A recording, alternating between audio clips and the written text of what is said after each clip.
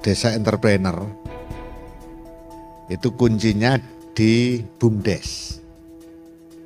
Jadi alhamdulillah dengan lahirnya Undang-Undang Cipta Kerja, permasalahan BUMDes sebagai badan hukum yang menjadi kata kunci eksistensi BUMDes atau BUMDesa bersama itu selesai.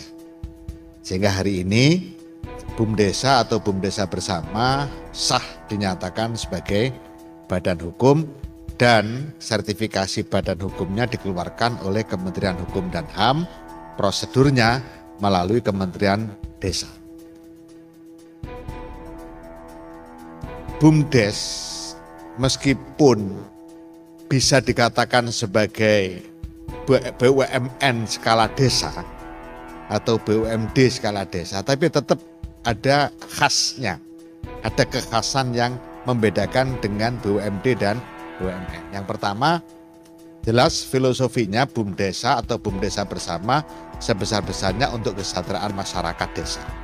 Ini yang tertulis secara eksplisit di regulasi. Nah, itulah makanya kita selalu menekankan dan mensosialisasikan betul-betul kepada BPD utamanya bahwa tidak selalu badan usaha milik desa itu harus memberi kontribusi terhadap APB desa. Jadi gampangannya, saya kalau mencontohkan sederhana, jangan seperti saya waktu jadi DPRD. Kenapa? Saya waktu jadi DPRD selalu tanya, berapa sih kontribusi BUMD terhadap APBD? Itu tidak bisa diimplementasikan di BUMDes. Kenapa? Karena BUMDes itu selain dia bisa melakukan usaha untuk ekonomi produktif, dia juga dimungkinkan hanya menjadi konsolidator terhadap berbagai usaha warga masyarakat desa. Nah, kalau BUMDesa model seperti ini tidak akan mungkin ada profit. Tetapi dampaknya itu sangat real memberikan peningkatan kesejahteraan warga desa. Kenapa? Karena berbagai usaha warga desa, UMKM di desa, itu justru dibantu oleh kehadiran BUMDesa terkonsolidasi. Mulai dari membangun aspek permodalan, kemudian produksinya, packagingnya, sampai pemasarannya, itu bisa dikonsolidasi oleh BUMDesa. Nah, ketika BUMDesa melakukan menempatkan dirinya dalam posisi seperti itu, dia kan tidak dapat keuntungan apa-apa, tapi dapat keuntungan yang bersifat benefit, bukan profit. Outcome-nya adalah terjadi peningkatan kesejahteraan masyarakat, dan itu sudah terjadi berlangsung di beberapa desa. Nah, ini juga menjadi indikator atau ukuran desa entrepreneur. Jadi ukurannya adalah semakin dengan hadirnya BUMDesa, maka kesejahteraan warga desa semakin bagus. Itu artinya BUMDesa yang memang diharapkan.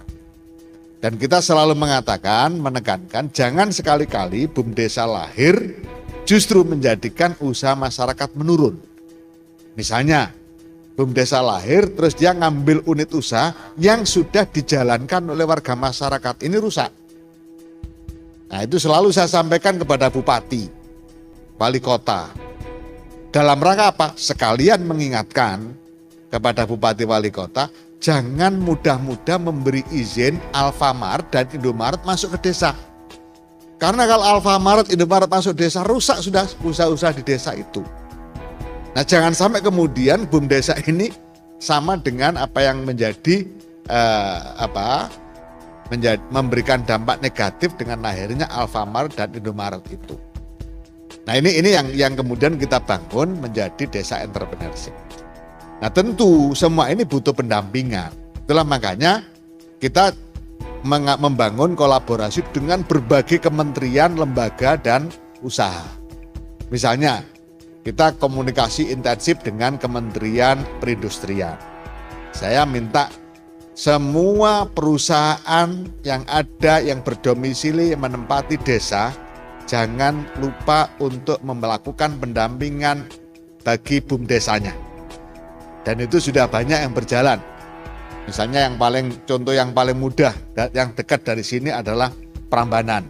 Di Prambanan ada satu desa yang didampingi oleh Danone, perusahaan di situ, dan BUMDesanya maju karena ada proses pendampingan yang dilakukan oleh Danone. Nah, semua industri perusahaan-perusahaan yang dibangun di desa dan berdampingan dengan desa harus bersinergi untuk meningkatkan kesejahteraan warga masyarakat desa melalui BUMDesa.